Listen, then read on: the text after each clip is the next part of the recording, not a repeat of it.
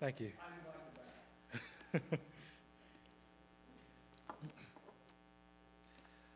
Well, if you would please turn with me again into the book of Ecclesiastes. We're going to be in the 7th chapter. And as you're turning there, I want to bring our attention to a very familiar situation and ask if there's ever been a time when you've been in this situation. You're learning a new skill, and it's going great. You've done some research into it. You're excited about it. And then you start to feel like, have I learned everything there is to know about this skill or about this rabbit hole that I've found myself falling into? And then you think, oh, I know everything there is to know about that. And then you meet an actual expert of whatever it is, and you're immediately humbled. You realize just how little you know.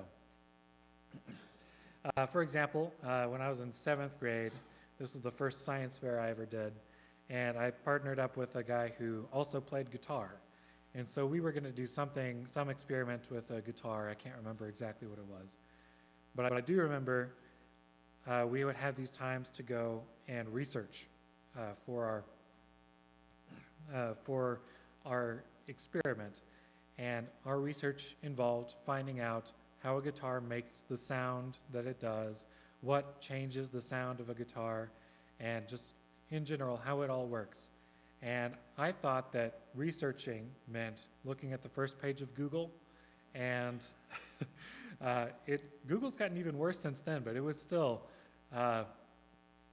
before it showed you all the ads as it does now, still that first page of Google is not the most reliable source of research. And so I thought, I know everything there is to know about how a guitar makes sound. And I was telling my older brother, who was in high school studying physics, and he was himself a bass player. And I said, I just don't even know what to research anymore. I have to write this whole paper, but I feel like I've said everything there needs to be said. And then he asked me, how many winds are there on the low E string of the guitar? And I was just thinking, I didn't even think to ask that. What is the diameter of the high E string? What kind of wood is the guitar made from? I didn't have an answer to any of these. And so that reminds us that knowledge is like an iceberg in a lot of ways, that we see the top of it, and we think that's all that there is. And then we start to ask a few more questions. We look under the surface. We realize we only saw 10% of that iceberg, and 90% of it is still underwater. And so it's much more massive than we ever thought it was. And it reminds me of this proverb that we talked about a few weeks ago, and it's been on my mind ever since. Proverbs 25:2. And it says, it is the glory of God to conceal things, but the glory of kings is to search things out. And this applies to our passage today. We see God concealing things and man searching things out. And we see that the search of man just leads to toil, weariness, vanity. And we have to be content with things being concealed. Last time we saw that every action has its proper place. We enjoy some things that God gives us, but we have to enjoy them on his terms and not ours.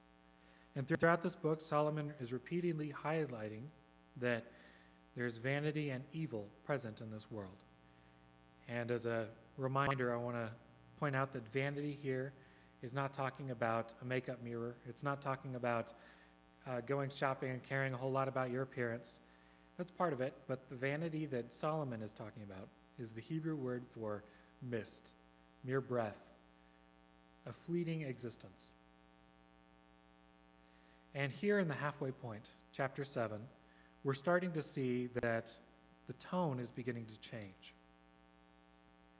Still, everything is vain, but we start to see that Solomon is making the conclusion that it's intended to be that way, and we shouldn't expect anything else. As we begin chapter 7 here, it says, A good name is better than precious ointment, in the day of death than the day of birth. It is better to go to the house of mourning than to the house of feasting. For this is the end of all mankind, and the living will lay it to heart. Sorrow is better than laughter, for by sadness of face the heart is made glad. The heart of the wise is in the house of mourning, but the heart of fools is in the house of mirth.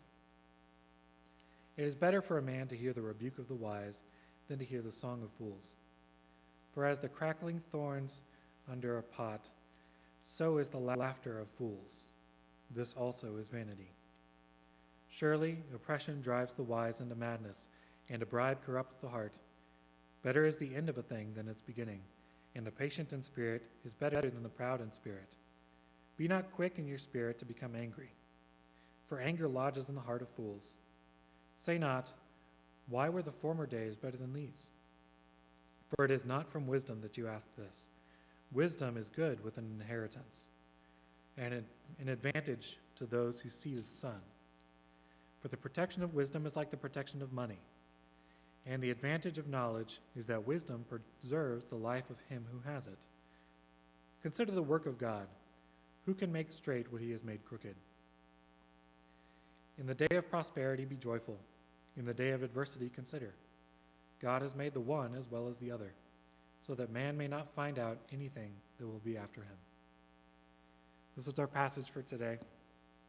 And we start to see that Solomon is talking a lot about the value of mourning, the value of sadness, and that there is a wisdom to being in these more melancholy states.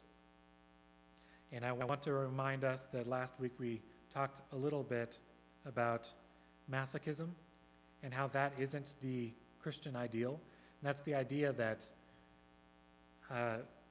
it is more holy to be suffering and to make yourself miserable. Just remember Matthew 8. Jesus has some words to say to the Pharisees who fast and make their face contorted and make themselves look miserable so that people will see how holy they are in their miserableness. So that's not what Solomon's talking about here. Solomon himself said there's a time to weep and a time to laugh. What he's saying here is rather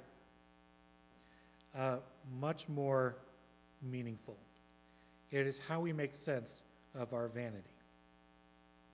The first verse here, a good name is better than precious ointment. And that's saying that there's value in having reputation over riches. So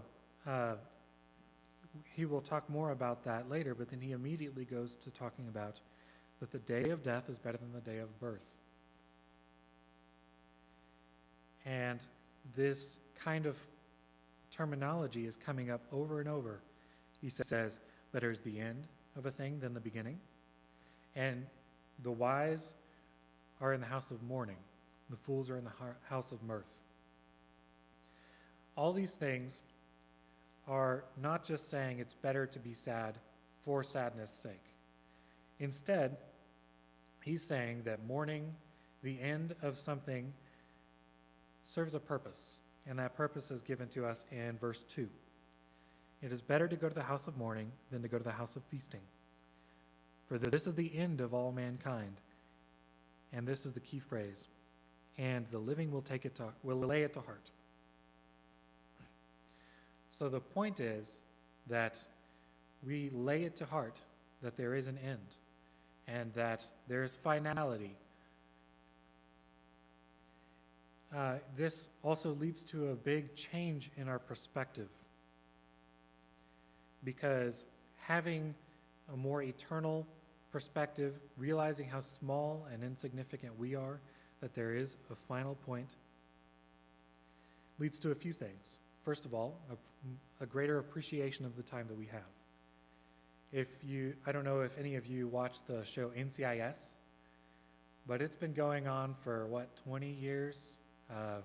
I don't know what season they're on now, but it's been going on for a long time. And so if you miss an episode, it's less meaningful than if you miss an episode of, say, Firefly. Does anybody remember that show? There were 13 episodes and they canceled the season. And everyone was confused. Everyone loved it. So the scarcity of that show makes it more valuable. Each episode is something you don't want to miss if you're invested in the story. And so we also have limited edition items that are more valuable than the mass-produced items. And our life, if we recognize that there is an end to it, in the same way, there's more value placed on the time that we have. So that's the first thing that the day of mourning does for us. We lay it to heart, and we remember that our time is limited, and we value our time greater.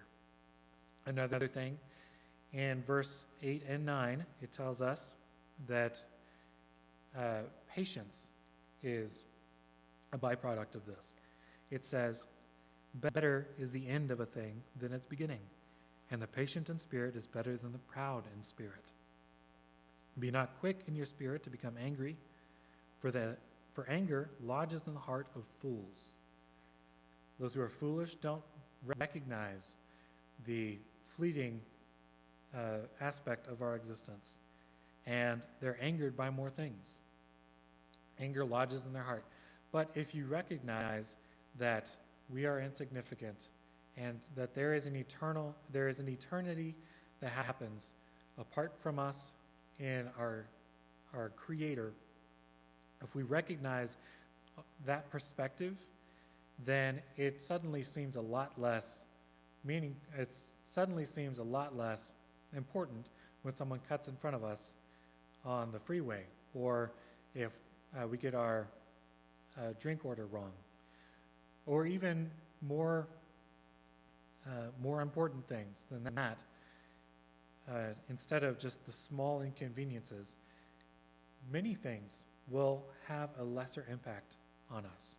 We won't hold things in our heart as much. And another phrase we get here is that sadness of face leads to gladness of heart. And we see that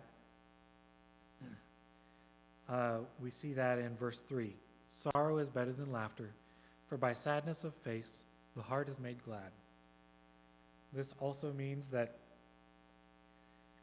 if we allow ourselves to have all the God-created emotions that we are intended to have at the proper time, then our heart can begin to restore from mourning. If we smile through the pain, if there are times where we're not allowing ourselves to experience the more negative emotions, then we feel that toll taken on us. And if you've ever had a good cry, you realize that you feel a lot better afterwards. So these are all aspects of the value of mourning, the value of stillness and somberness. The reality of an end makes our short lives seem more meaningful. Also in verse 14, we see Solomon say this: "In the day of prosperity be joyful, and in the day of adversity consider. God has made the one as well as the other, so that man may not find out anything that will be after him." Now wait a minute. God's keeping things from us? God's keeping knowledge from us? Adversity serves a purpose in keeping us from finding out anything that will be after us? There are things that we can't know, and if we try to know everything, we will wear ourselves out. Solomon expressed this in the first half, and he continues just every chapter more and more about how he kept searching and it just wearied him out. There was never enough. A pursuit of the wind, if you remember, meaning that we'll never catch up to the wind. Vanity is not a curse, but instead it's a blessing. remember Proverbs 25:2. It's the glory of God to conceal things, but the glory of kings is to search things out. And we're meant to seek God's glory and not our own. So we need to be content that there are some things God has concealed. Solomon now shifts to talking about the balance between wisdom and folly. Of course, being wise all the time will wear you out. Being foolish all the time can lead to all kinds of consequences. And we see that here, verse 15.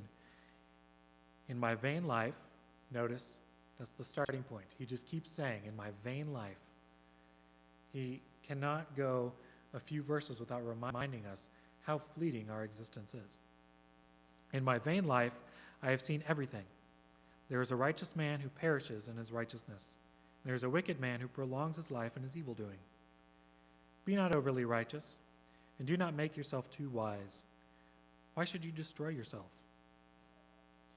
Be not overly wicked, neither be a fool. Why should you die before your time?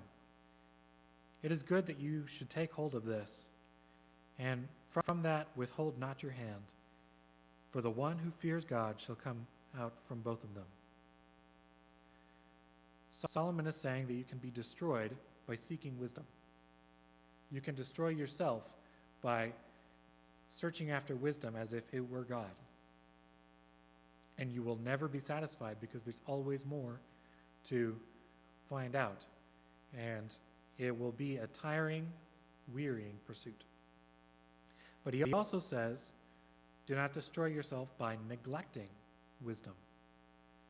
We shouldn't try to get wisdom at all costs and wear ourselves out trying to find out things that are not meant for us. But also, if we neglect wisdom, then we can die before our time. That's what it says here. Be not overly wicked, neither be a fool. Why should you die before your time? So we lay this to heart. And we also recognize that if someone is foolish, that's not the qualifier for being a God-fearer. Someone can be early on in their journey of becoming a Christian, and they've still got some of that foolishness, but they can still fear God. So we remember that wisdom does not stop death, and foolishness does not always lead to a quick end. The one who fears God shall come out from both of them. We also see that wisdom makes someone strong, and no one is ever righteous or wise. These two things seem to contradict, but there is a middle somewhere there. Verse 19, wisdom gives strength to the wise man more than 10 rulers who are in a city. Surely there is not a righteous man on earth who does good and never sins. Solomon put these next to each other on purpose so that we can see the contrast between the strength that wisdom gives you and also the ironic foolishness of searching for wisdom when you're never going to be satisfied with enough wisdom. Solomon says, it was far from me in verse 23. He says, all this I have tested by wisdom. I said, I will be wise, but it was far from me. And that is the consequence of a pursuit of the wind. Solomon himself is reflecting on his own life. He was destroyed by a pursuit of wisdom. Verse 21 and 22, it says, do not take to heart all the things that people say, lest you hear your servant cursing you. Your heart knows that many times you yourself have cursed others. If you want to find out everything, you're going to find out things you never wanted to hear. You're going to hear what people are saying about you. You're going to find out that the world is not kind. You're going to hear what your own servant is that they're cursing you. And even more than that, you'll find out that you're no better. Your heart knows that many times you yourself have cursed others. So there are two evils that we find out when we pursue wisdom above all else. We find out the evil of the world. We find out the evil of ourselves. And these things will destroy us. Verse 24 and beyond, it's telling us another story. Not being destroyed by wisdom, but this is Solomon's own folly, his failure. And this destroyed him much more than any wisdom could. So there is value to wisdom, and being foolish is much, much worse than being destroyed by wisdom. It says in verse 25, I turned my heart to know and to search out and to seek wisdom and the scheme of things, and to know the wickedness of folly and foolishness that is madness. And I find something more bitter than death. The woman whose heart is snares and nets, and whose hands are fetters, and he who pleases God escapes her, but a sinner is taken by her. We'll see in a minute that Solomon's one of those sinners taken by her. Behold, this is what I found, says the preacher, while adding one thing to another, to find the scheme of things, which my soul has sought repeatedly, but I have not found. One man among 1,000 I have found, but a woman among all these I have not found. See, this alone I found, that God made man upright, but they have sought out many schemes. If you're shocked by hearing that because you're thinking, really, Solomon could not find a single God-fearing woman? That's not an indictment against women. In fact, it's an encouragement for women to be God-fearing. It's a charge. But instead, the way that I interpret this is talking about Solomon's own life. If you'll turn with me now to 1 Kings 11, 3 through 8. We'll read the end of Solomon.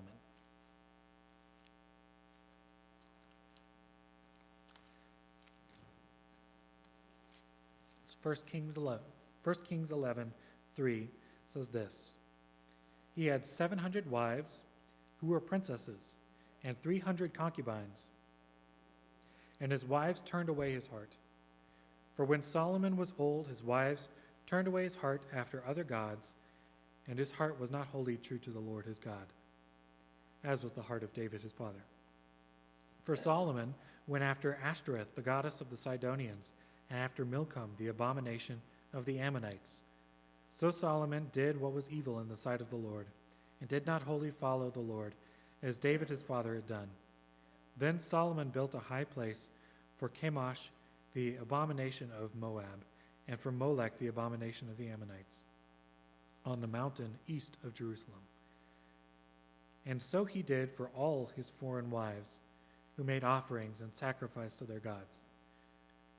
Remember, 700 wives, and he did this for all of them, all his foreign wives. I don't know how many of those wives were foreign wives, if not all of them, but there were a great many that he went after at the expense of his own faith and the faith of his country. This was Solomon's fatal folly. He was turned aside by ungodly women, and as verse 29 says, he found out the many schemes that men have derived for themselves. See, this alone I found, that God made man upright, but they have sought out many schemes. So this is a warning. Don't be destroyed by wisdom, and don't be destroyed by neglecting wisdom. Briefly, we're going to talk about some of the charges that Solomon gives us, some of the things he tells us to do in chapters 8 and 9. And I called these charges to the vain because, again, it seems like Solomon can't go a few verses without calling our existence vain. For example, chapter 9, verse 9 says, "Enjoy the life with your wife, whom you love, all the days of your vain life that he has given to you under the sun." It's constant. Solomon keeps reminding us of this. But in light of the vanity of this life, he's telling us some important things that make life meaningful. Chapter 8, verse 2 through 5 talks about being wise about following leadership. It says, "I say, keep the king's command because of God's oath to him. Be not hasty to go from his presence. Do not take your stand in an evil cause, for he does whatever he pleases. For the word of the king is supreme, and who may say to him, 'What are you doing?' Whoever keeps a command will know no evil thing, and the wise heart will know the proper time and the just way." We have to be wise about the authority that we follow. We are also told, chapter 8, verse 8 and 9, that we're powerless to retain our spirit, but we're powerful to enact harm against others. And with that gives us an obligation to our fellow man. We're charged in chapter 8, verse 12, to fear God, because the fool doesn't fear God and the wise do. We're charged in many ways to be content. Chapter 8, verse 15, it says, "And I commend joy, for a man has nothing better under the sun, but to eat and drink and be joyful. For this will go with him in his toil through all the days of his life that God has given him under the sun. Eat, drink, and be joyful." Enjoy the pleasures God has given us. We're also told to be content because we cannot find out what will be after us, nor should we. Chapter 8, verse 17 says, "Then I saw all the work of God, that man cannot find out on the work that is done under the sun. However much a man may toil in seeking, he will not find it out. Even though a wise man claims to know, he cannot find it out." And finally, about being content, we're reminded in chapter 9, verse 9 and 10, that we should enjoy life with the wife you love and enjoy your profession. The final exhortation here, the final charge to the vain, is to be wise. Chapter 9, verse 11 through 18. "Again I say that under the sun the race is not to the swift, nor the battle to the strong, nor bread to the wise, nor riches to the intelligent, nor favor to those with knowledge, but time and chance happen to them all. For man does not know his time. Like fish that are taken in an evil net, and like birds that are caught in a snare, so the children of man are snared at an evil time, when it suddenly falls upon them. I have also seen this example of wisdom under the sun, and it seemed great to me. There was a little city with a few men in it, and a great king came against it and besieged it, building great siege works against it.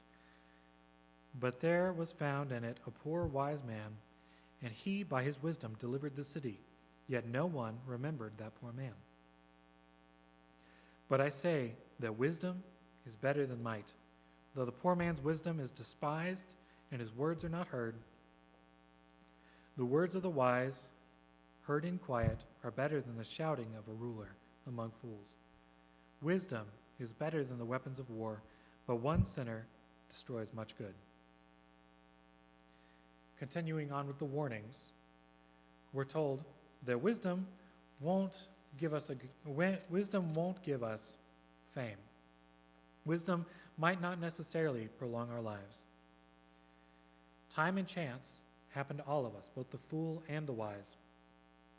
None will be remembered. However, this story tells us something valuable about Solomon's conclusion. He says that this story seemed great to him.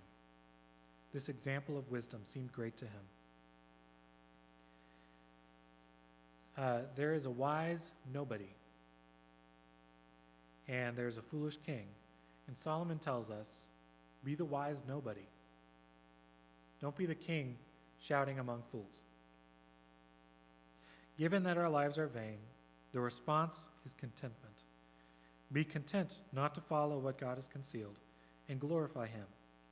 Balance wisdom and folly, so that you are not destroyed by the vain pursuit of the wind, but you also are not turned away from God in your foolishness. In other words, be wise about your search for wisdom. In this fleeting, mere vapor of life, be the wise nobody in a crowd striving to be foolish kings. And this brings us back to our bookend. A good name is better than precious ointment. Don't seek riches, seek a good name. The words of the wise, heard in quiet, are better than the shouting of a ruler among fools. Wisdom is better than weapons of war.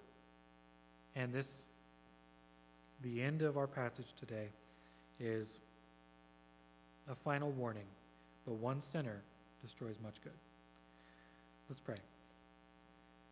God, we ask that we can seek wisdom, but that we seek it wisely, and we seek it with you being our end and our means. We ask that wisdom is not what we seek for its own sake, but that we seek it so that we can know you better. We ask that you can keep us from sin and from corruption. And it's in your name we pray. Amen.